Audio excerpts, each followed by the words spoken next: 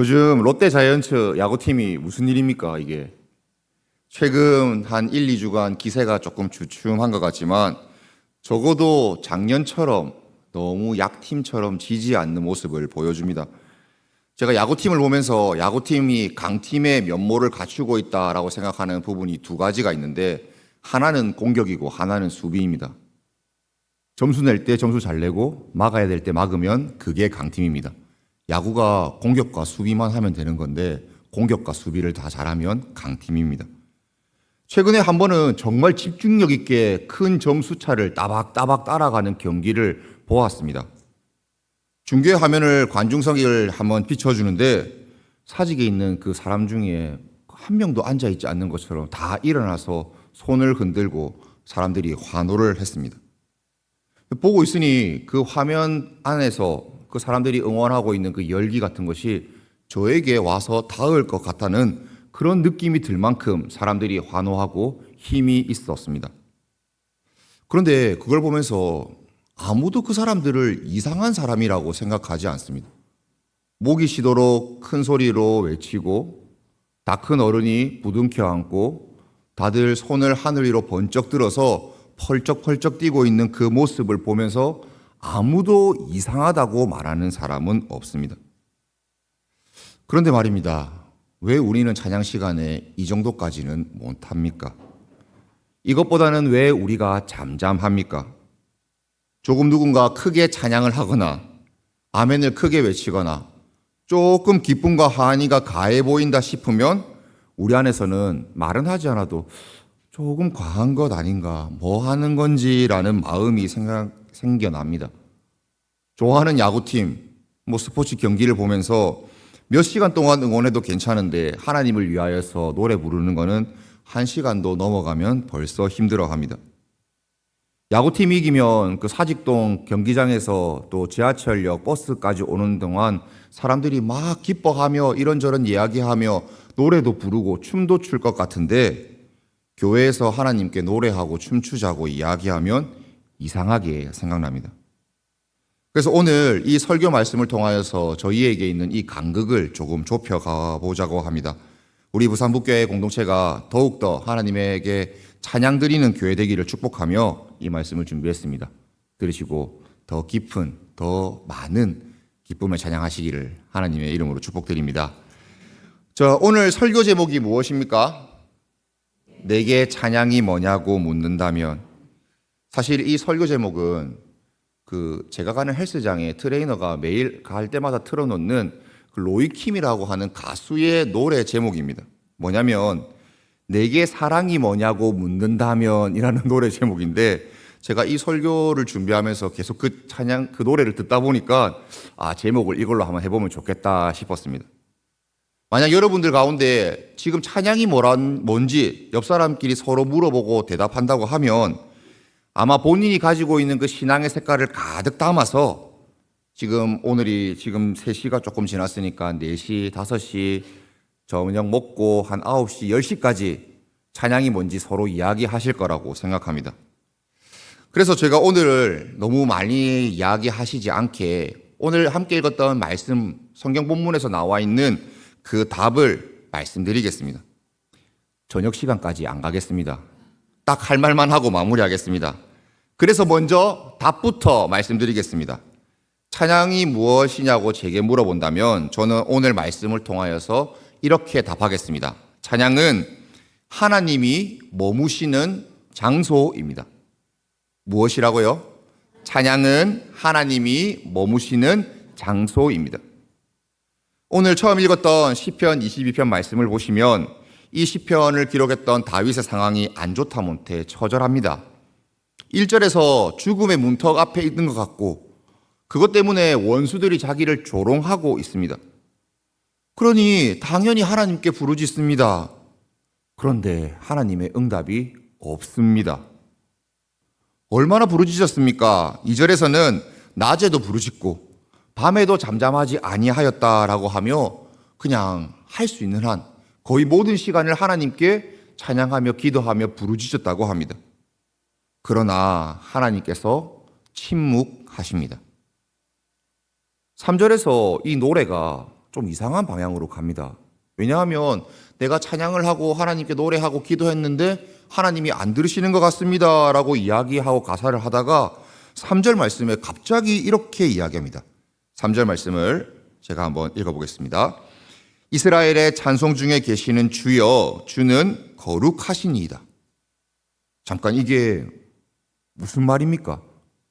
하나님이 응답 안 한다고, 밤낮 부르짖어도 하나님이 침묵하신다고 이야기하다가 갑자기 찬송 중에 계시는 하나님에 대해서 고백합니다. 뭔가 좀 이렇게 흐름이 좀 안 맞는 것 같지 않으십니까? 흐름은 안 맞지만 여기에서 우리가 이 전체 이 시편 노래를 가사로 생각하고 볼 때 주목해야 될 부분이 있습니다. 그것은 찬송 중에 계시는 이라는 부분입니다. 하나님이 찬송 중에 계신다. 찬양은 하나님께서 머무시는 장소이다. 이것에 대한 그 의미를 이어주는 그 구절인데, 여기에서 계신다라는 것은 어떤 한 존재가 그 자리에 있다, 거기에 있다라는 표현으로 쓰일 때도 참 맞고 좋은 표현이지만, 그 앞에 하나님이 딱 달라붙어 있는다면 이게 조금 다른 의미를 가집니다. 그것이 무엇이냐면, 하나님이 왕으로서 왕자에 앉으셔서 다스리신다. 하나님이 저기 멀리 우리 안 보이는 데 계시는 것이 아니라 우리와 함께 하시며 우리를 통치하신다라는 뜻으로 확 바뀌어 버립니다. 무슨 말인지 감이 잡히시죠? 잡히십니까? 하나님은 찬양 중에 자신이 왕으로서 다스리시는 능력을 나타내 주시고, 하나님이 찬양 중에 함께 하시면서 자신이 어떤 분이신지를 보여주는 표현입니다.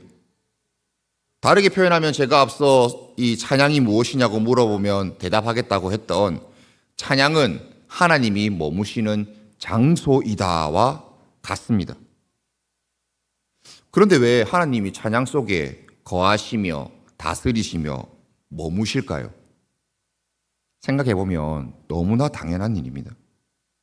자신을 사랑하는 사람의 칭찬과 자신을 사랑하는 사람의 그 고백을 멀리서 듣고 싶은 사람이 누가 있겠습니까? 자기를 아끼고 좋아해주는 사람이 격려해주고 위로해주고 높여주는 말을 저 멀리서 누가 듣고 싶겠습니까? 사랑하는 사람이 옆에서 칭찬의 말을 해주면 정말 없던 힘도 생겨납니다. 그래서 사랑하는 사람의 말을 자세히 듣고 싶어서 가까이 가고 함께 하려고 하는 것이 우리이지 않습니까? 하나님도 같습니다. 우리가 주님 위대하십니다. 주님은 긍휼이 많으십니다. 감사합니다. 사랑합니다. 높임 받으시옵소서 라고 외칠 때 하나님이 그래, 나 그런 존재니까 당연해. 그래, 알겠다. 그렇게 무관심하실까요? 절대로 그렇지 않습니다. 하나님은 우리가 하나님을 찬양하며 높일 때 하나님의 왕자를 우리 가운데 놓아주시고 우리를 하나님의 능력으로 다스려 주십니다. 그런 하나님이 우리와 함께 하시기에 우리는 이 찬양 중에 하나님을 더욱더 찬양할 수밖에 없습니다. 혹시 여러분은 이러한 찬양, 하나님께서 함께 하시며 다스리시며 거느리시고 은혜 주시는 그 찬양, 그 하나님의 그 머무심을 언제 느끼시고 또 언제 경험하셨습니까? 혹시 여러분 이런 찬양을 하실 때 이러지는 않으십니까? 우리 경상도 남자들처럼 그 표현에 인색하시지는 않습니까? 찬양하실 때 하나님이 우리와 함께 하시는데 그 표현에 너무 부끄럽거나 수줍어 하시지는 않습니까? 경상도 아버지들, 남자들 선물 같은 거 이렇게 슬 갖다 주고 이렇게 쓱 놓고 하면서 뭐라고 합니까? 상투적인 말로 오다 주었다, 뭐 이런 말들 하지 않습니까? 그런 말들을 하고 사랑해, 고마워, 당신 때문에 산다 이런 말 해야 되는데 그냥 열심히 나가서 일하기만 하면 내가 사랑하고 고맙고 당신밖에 없는 거 알아주겠지라는 그런 마음으로 혹시 우리가 찬양하고 있지는 않습니까? 하나님이 우리 마음의 깊은 곳을 보시니까 무조건 아십니다. 하지만 그 자체로 우리는 더 표현할 수도 있습니다. 왜냐하면 찬양이라는 게 우리 마음에 있는 하나님에 대한 그 감정들을 우리의 목소리로, 우리의 몸으로 우리가 표현할 수 있는 그것이기 때문입니다. 야구장에서 한번 생각해 보십시오. 우리 편 타자가 정말 위기의 순간에, 정말 딱 점수를 내야 되는 순간에 역전타를 쳤습니다. 점수를 냈습니다. 그때 그 야구장에 있는 사람 중에 누가 사람이 다 이렇게 발장 이렇게 딱 끼고 잘했어, 좋아 이러면서 이렇게 하는 사람이 어디 있습니까? 다 같이 일어나가지고 와 하면서 소리 지르면서 막 이렇게 막 해야 되는 것이 당연한 것처럼 찬양도 마찬가지입니다. 하나님이 우리와 함께 하신다는 것, 우리가 경험하면 경험할수록 우리는 더 표현할 수밖에 없습니다. 하나님이 너무 좋아서, 하나님이 너무 감사해서, 너무 사랑해서 입을 다물 수 없어서 표현하는 것, 그것이 찬양입니다. 그러면 이제 히브리서 13장 15절 말씀도 보겠습니다. 이 구절 역시 찬양은 하나님께서 머무시는 장소입니다에 대한 대답을 찾을 수 있는 본문인데 15절 말씀을 한번 같이 읽도록 하겠습니다. 15절 말씀을 함께 읽겠습니다. 시작.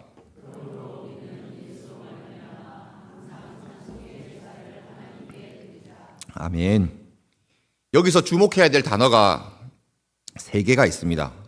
제일 먼저는 항상입니다. 항상. 모든 때에 끊임없이 이런 말로 쓰이는 이 단어는 구약시대에 생각해보면 정해진 시간에 제사를 드리고 하나님께 그 절기와 안식일, 아침, 저녁 이런 식으로 제사 드리던 시간이 정해져 있던 것에 비해서 신약시대에 우리는 항상 찬양의 찬송의 제사를 드립니다. 그런다고 치면 여러분, 우리 삶이 찬양이지 않겠습니까? 우리 삶이 찬양의 자리이지 않겠습니까? 다시 생각해보면 그렇습니다. 여러분들이 살아가시는 삶에서 일어나는 모든 삶의 표현들, 생각들, 말들, 행동들, 그 모든 것이 찬양의 자리이고, 그래서 우리가 어느 특정한 자리에서 특정한 노래로만 부르는 것이 찬양으로 국한되지 않습니다. 항상 해야 되는 이 찬양, 다음으로는 제사가 중요합니다. 구약 시대 제사장이 제사를 지내기 위하여서는 양도 잡았고 소도 잡았고 또 피를 흘려야 했습니다. 제사를 드리기 위해서는 희생이 반드시 필요합니다. 그러면 찬양도 제사라고 합니다. 희생이 필요합니다. 여러분, 어떤 희생이 필요합니까? 이 희생은 이런 것을 의미합니다. 찬양할 수 없을 것 같은 마음과 상황일 때도 내 마음을 다스리고 하나님만 바라보며 찬양할 때 나오는 그 희생. 내 감정과 내 상황이 더 중요해서 절대로 찬양할 수 없고 내 마음이 그렇지만 하나님 앞에 희생하며 응답 없어도 계속 찬양하는 그 마음, 그 모든 것이 희생이라고 할 수 있습니다. 달리 말씀드리면 제사를 드려 희생을 드려 찬양을 한다. 그것은 우리의 상황과 우리의 형편과 내가 지금 하고 있는 기도가 응답되든 되지 않든 하나님이 존재하시는 그 자체만으로 찬양하는 것, 그것이 제사로 우리가 깨달을 수 있는 찬양입니다. 마지막으로는 예수로 말미암아입니다. 항상과 제사를 다 포함하고 있는 이 마지막이 핵심인데, 이 핵심으로 예수로 말미암았다는 것은 우리가 구약시대에는 하나님을 마음껏 만날 수 없었고 대제사장만 1년에 한 번 지성소에 들어가서 하나님을 뵐 수 있었다면 예수님께서 십자가에서 죽으시고 또 그분이 그 휘장에 그것을 가르시고 하나님 앞에 누구든지 나아갈 수 있도록 길을 열어주셨기 때문에 누구든지 찬양하며 하나님 앞에 설 수 있게 되었습니다. 구약시대 사람들은 아무리 찬양해도 하나님이 만나주시지 않았다면, 어떻게 만나야 될지도 모르는 가운데 찬양했다면, 저와 여러분은 예수님께서 말미암아 그분이 길을 열어주셔서 하나님께 나아갈 수 있는 모든 것을 마련해 주셔서 찬양을 어디서든 마음껏 드릴 수 있게 되었습니다. 이렇게 하나님이 우리를 찬양할 수 있도록 다 준비해 주셨는데, 그런데 우리가 생각해 보면 우리가 찬양할 때 여전히 우리가 마음속에 가지고 있는 그 하나님에 대한 마음, 그리고 우리가 머릿속에 생각하는 찬양이 무엇이에 대한 그 어떤 정의들, 그리고 실제로 우리가 찬양을 하며 행하는데 여전히 간극이 존재합니다. 마음은 세상 누구보다 감사하고 사랑하고 기뻐서 하고 머릿속으로도 하나님을 찬양하는 게 어떤 것인지도 알고, 하지만 우리의 마음이, 우리의 몸이, 우리의 입술이 그렇게 잘 따라주지 않을 때가 많이 있습니다. 그러다 보면 우리가 제일 쉽게 하는 핑계가 무엇입니까? 저는 감정적인 사람이 아니어서 그걸 잘 못하겠습니다 라는 말을 많이 합니다. 저는 감정에 치우치는 것처럼 찬양하는 게 싫습니다 라는 얘기를 엄청 많이 합니다. 감정 때문에 하나님을 찬양하는 것에 내가 영향을 안 받겠다, 이런 진짜 멋있는 말, 정답 같은 말 많이 합니다. 그런데 좀 듣고 나면 살짝 조금 이게 거짓말 같다는 생각도 제가 가끔 합니다. 무엇이냐면 스포츠 경기 보시면서 즐거워하거나 아니면 너무 선수가 못하면 욕도 하시는 분들 있지 않습니까? 그건 감정이 없이는 할 수 없습니다. 내가 좋아하는 스포츠팀이 잘하면 잘한다고 기분이 좋고 못하면 못한다고 기분이 나빠지는 것, 그깟 공놀이가 뭐라고 치고 뭐 하는 그 뭐 몇 명 나와서 하는지도 모르시는 분들 많을 텐데 그거 뭐라고 막 좋다 안 좋다 이렇게 합니까? 드라마 보시는 건 어떻습니까? 드라마 즐겨 보십니까? 그것도 다 감정이 있어야 할 수 있습니다. 감정이 없는데 그 다 쏜 지어낸 그 사람이 지어내가지고 연기, 말 그대로 사람들이 실제 그게 아니라 연기하는데 그거 보면서 막 우시지 않습니까? 막 하하호호 웃지 않습니까? 저 사실 뭐 그런 거 보면 예전에는 안 그랬는데 요즘엔 좀 가슴이 찡해가지고 눈물이 날 것 같은 그런 순간순간들이 있는데, 감정이 없는 게 아닙니다. 그건 찬양할 때로 생각해 보면 그 감정을 하나님께 숨기는 것입니다. 또 우리가 그렇게 배워왔지 않습니까? 조용해야 된다. 감정은 너무 드러내면 안 된다. 조심해야 된다. 그런데 우리는 이것도 배우죠. 하나님은 우리를 감정이 있는 사람으로 만드셨다. 그러면 어떤 대답이 나올 수 있겠습니까? 우리는 이 감정을 하나님이 주셨는데 제대로 표현하는 법, 제대로 사용하는 법을 배우지 못해서 그런 것 같습니다. 저와 여러분 하나님의 형상대로 만들어졌습니다. 하나님이 기뻐하십니다.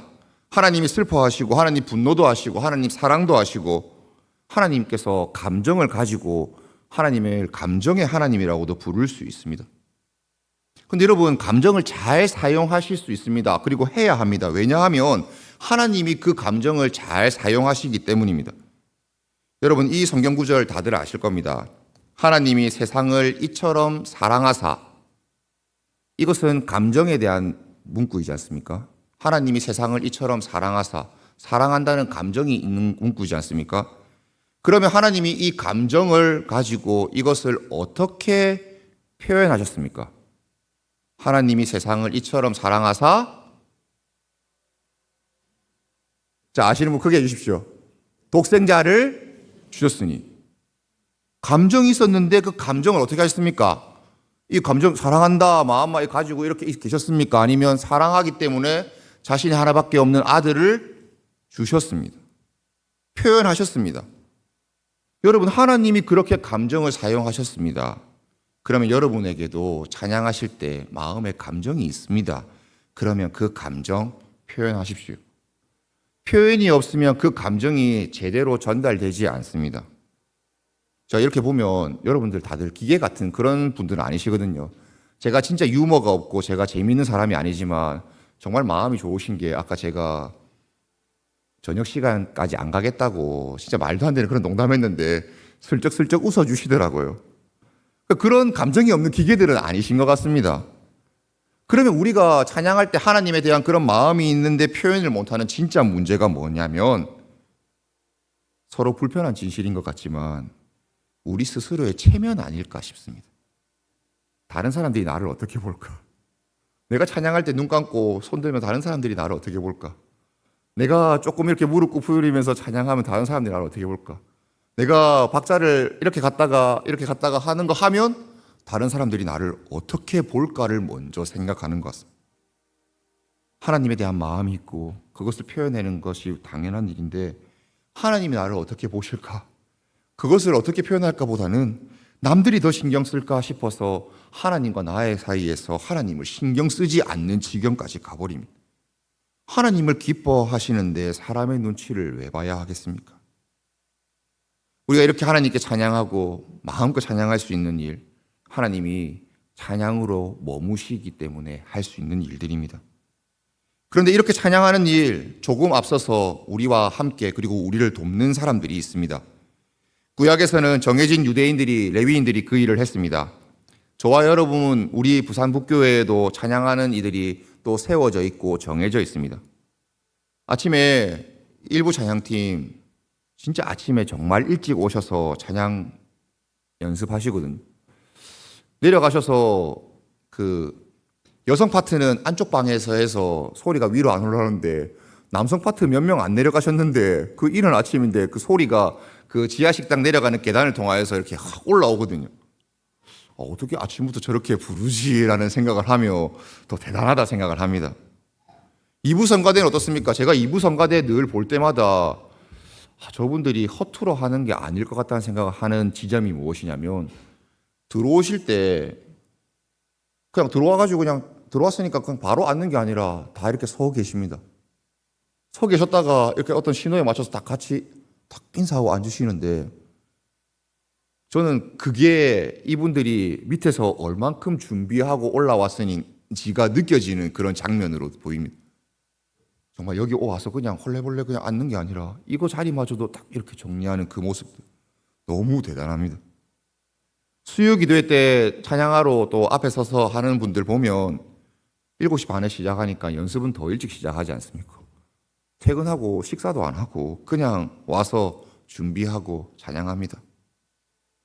주일 오후도 마찬가지죠. 주일 오후 목장 모임 하기도 바쁘고 또 다른 모임과 예배 시간으로 분주하는데 또 그것들 급하게 마치고 또 헐레벌떡 나와 연습하고 찬양합니다. 대학 청년부 아하부 찬양팀을 만들었습니다. 어느 날 진짜 저한테 와서 찬양팀 만들겠다고 하더라고요. 그래서 저는 만들어 본 적도 없고 저는 뭐 그걸 막 엄청 그렇게 뭐 좋아하는 편도 아니어서 그런 걸 만들 수도 있나 우리가 약간 이런 생각이었는데 만들어서 잘 하고 있습니다. 또 조이 콰이어도 열심히 하지 않습니까? 또 머리 이렇게 바짝 이렇게 묶어가지고 진짜 잔뜩 묶어가지고 눈이 이렇게 올라갈 정도로 잔뜩 묶어가지고 아이들 나와서 소리 맞춰서 또 이렇게 하는 거 보면 너무 귀합니다. 그런 아이들이 또 자라서 또 다른 찬양팀을 만들고 교회에 찬양하는 인원들로 성장할 겁니다. 그렇게 마음 맞춰서 찬양하는 이유, 그 찬양이 하나님이 머무시는 장소이기 때문입니다. 앞서 모여서 준비하고 우리 교회 가운데 찬양함으로 하나님께서 다스리시고 하나님께서 함께 하시는 것을 더 풍성히 보여주기 위하여서 그 모든 일들을 감당하고 있습니다. 오늘 찬양위원회 헌신 예배로 또 예배를 드리고 설교를 말씀을 전합니다. 그곳에 속해 계신 분들이 있다면 위로받으시고 하시는 일들 더 열심히 하셔서 하나님이 머무시는 자리로 만드시기를 축복합니다. 하나님께서는 우리에게 그 귀한 은혜를 주시고 또 성가대와 찬양팀도 만들어 주셨습니다. 그래서 만약 그 위로받는 분들, 격려받는 분들 외에 분들은 어떻게 하면 되겠습니까? 제일 좋은 거는 거기에 들어가시면 됩니다. 제가 이 말 해도 되겠습니까? 많이 1부, 2부 성가대, 하부 찬양팀, 뭐 조이 카이어는 이제 저희가 나이가 있어서 못하겠지만 들어가실 수 있는데 들어가셔서 많이 해주시길 바랍니다. 아니 보면 많이 구하시더라고요. 뭐 좀 괜찮은 사람 있으면 무조건 해볼래라는 그 적극적으로 이렇게 발굴하시더라고요.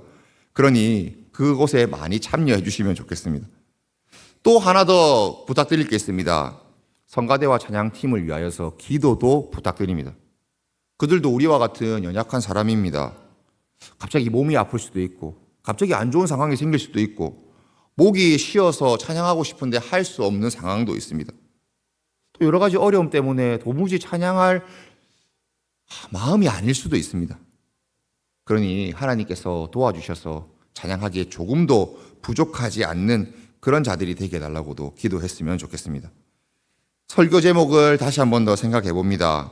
찬양이 내게 뭐냐고 물어본다면 저는 오늘 말씀을 통하여서 찬양은 하나님이 머무시는 장소라고 대답해 드렸습니다.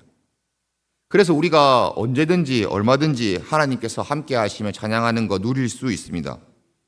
제가 너무 뻔하고 개인적인 일이지만 한번 이런 예화를 한번 드려보겠습니다. 찬양을 통하여서 우리의 마음이 하나님으로부터 회복되는 그 일을 제가 겪어서 한번 말씀드리겠습니다. 작년 이맘때에 저희 모교회 담임 목사님께서 소천하셨습니다. 저는 고3 때 교회를 처음 나갔기 때문에 그 목사님이 저한테는 첫 번째 목사님이었습니다. 또 친구 아버지셨습니다. 아버지와도 같은 목사님이 몇 년 동안 투병 생활 하시다가 결국 하나님의 부름을 받으셨습니다. 저는 이제야 뭐 부모님도 그리고 어머니도 이제 권사님 되셨지만 어릴 때부터 믿는 가정도 아니었고 또 제가 또 특별히 아는 목사님도 없고 제가 목회를 하면서 뭐 궁금한 거 있거나 뭐 어떻게 될지 잘 모르는 거 있으면 그냥 담임 목사님한테 전화 드렸습니다. 목사님 이거 어떻게 해야 되는데요? 목사님 이거 어떻게 하면 좋겠습니까? 그렇게 늘 어려움 있고 궁금한 거 있으면 전화 드렸던 분이 하나님의 부름을 받고 이제 이 세상에 안 계신다라는 그 생각에 장례식에서 돌아오는데 마음이 이게 어떻게 해야 될지를 잘 모르겠더라고요. 제가 늘 이렇게 휴대폰에 이렇게 찬양을 차에서 시동을 걸면 찬양이 나오게 해놨는데 듣다가 이런 찬양 곡이 나왔습니다. 가사를 한번 보여주시겠습니까? 우리 가는 이 길 세상이 미련하다 해도 우리는 주가 보여주신 그 한 소망이 있으니 어둠의 조각조차 그곳에 발들이지 못해 당신의 나라에 우리 영원히 거하네. 한번 가사를 한번 보십시오. 사실 위러브라는 찬양팀이 만든 어두운 날 다 지나고라는 찬양인데 정말 리듬감 있고 흥이 나는 찬양이거든요. 그래서 신이 나는 찬양입니다. 들으면 누구나 신난다, 좋다, 기분 좋게 부를 수 있을 만한 찬양입니다. 그래서 제가 이 찬양을 이렇게 차에서 들으면서 어떤 생각이 들었냐면 참 큰 위로가 되었습니다. 평생을 그렇게 살아가셨던 분이 지금은 그 영원한 하나님 나라에 계시는구나. 몸이 많이 아프셨으니까, 투병을 오래 하셨으니까 아픈 것들이 그분을 괴롭혔는데 어둠의 조각조차도 그곳에 발들이지 못하니까 우리 목사님 안 아프시겠구나 싶은 생각이 들었습니다. 그러면서 마음의 힘을 얻으면서 약간 이런 생각도 했습니다. 내가 우리 담임 목사님처럼 살지는 못하더라도 그래도 그분처럼 살려고 노력은 조금 해야 되겠다라는 힘도 생겼습니다. 여러분, 근데 이게 제가 너무 개인적인 것을 말해서 개인적으로 들리시겠지만 똑같지는 않지만 이런 종류의 위로와 힘을 얻으신 그런 순간들 여러분들 다 있으시지 않습니까? 찬양의 능력, 하나님께서 우리와 함께 하셔서 찬양으로 함께 머무신다는 그 능력을 저와 여러분들은 다 경험했습니다. 찬양의 소망이 있고 찬양이 얼어붙은 마음을 녹이고 찬양이 죽음보다 강한 생명을 선포하고 찬양이 하나님이 머무시는 장소로 우리를 보내어 줍니다. 사랑하는 부산북교 성도 여러분, 찬양은 하나님께서 머무시는 장소입니다. 그렇다면 우리가 찬양하는 교회, 우리 부산북교회는 하나님이 머무시는 장소입니다. 이 찬양이 언제까지 이어지면 좋겠습니까? 시편 146편에서는 호흡이 있는 날 동안에 하나님을 찬양하자고 말합니다. 또 요한계시록에서는 하나님의 나라 그곳에 갔을 때, 또 하나님 나라가 완성되었을 때 그것을 환상 중에 보면서 그곳에서도 찬양하고 있습니다. 그러면 결국 우리는 살 동안에도, 그리고 하나님 나라가 이제 완전히 이루어진 그 영생의 그 순간에도 하나님을 찬양하는 존재로 살아가게 됩니다. 여러분, 어차피 그렇게 살아가게 될 거면 지금부터 하는 것이 훨씬 더 좋습니다. 늘 하나님을 찬양하며 사시는 여러분 되셔서 여러분의 모든 삶이 하나님이 머무시는 장소가 되기를 바랍니다. 우리 교회 성가대와 찬양팀을 위하여서 계속해서 기도해 주시고 또 칭찬도 해주셔도 좋습니다. 오늘 찬양 너무 좋았습니다. 너무 은혜 받았습니다. 이 한마디가 큰 힘이 될 것입니다. 찬양이 머무는 곳에 하나님이 계시니 이것을 시적 표현 아니면 어떤 비유 이런 걸 생각하지 마시고 정말 영적으로 일어나는 실체로 생각하시고 하나님 앞에 끝까지 찬양하시며 나아가시는 저와 여러분 되기를 우리 주님의 이름으로 축복합니다. 아멘. 하나님 아버지 감사합니다. 하나님께서 사랑과 은혜를 우리 가운데 베풀어 주셔서 하나님의 찬양 가운데 우리를 불러주시고 또 하나님을 만나게 해주신 것 감사드립니다. 하나님, 다윗이 힘들고 어려운 중에서도 이스라엘의 주여, 찬송 중에 계시는 주여라고 고백했듯이 우리도 상황을 넘어서 주님 앞에 나아가기를 소원합니다. 우리의 찬양이 단순한 노래가 아니라 주님께서 우리 가운데 왕으로 임재하시고 다스리시고 또 함께하는 자리가 되게 하여 주시옵소서. 찬양을 미루지 않게 하여 주시고 기쁨이 있을 때 슬픔이 있을 때 그 언제라도 항상 찬송의 제사를 드릴 수 있는 우리가 되게 하여 주시옵소서. 특별히 우리 부산북교회 찬양의 공동체가 되게 하여 주시고 찬양이 살아있는 교회가 되게 하여 주시옵소서. 그리하여서 하나님이 머무시는 장소, 하나님의 보좌가 세워지는 귀한 공동체 되게 하여 주시고 주님의 생명의 능력이 흘러넘치게 하여 주시옵소서. 특별히 이 사명을 앞서서 감당하는 성가대와 찬양팀 있습니다. 하나님, 또 임원들이 있습니다. 주님께서 위에 기름을 부어주시고 그들의 연습과 준비, 기도, 눈물, 섬김 그 모든 것들 위에 하나님께서 함께하여 주시옵소서. 하나님, 우리의 일상의 자리도 하나님의 찬양의 자리로 변경시켜 주시고 그 하나님을 찬양하는 것 숨쉬는 날 동안에 그리고 하나님을 만나 또 하나님의 그 나라가 완성되는 그곳에서도 하게 되오니 지금부터 우리가 찬양하는 자로 살아가게 하여 주시옵소서. 감사드리며 우리를 구원하신 예수님의 이름으로 기도드립니다. 아멘.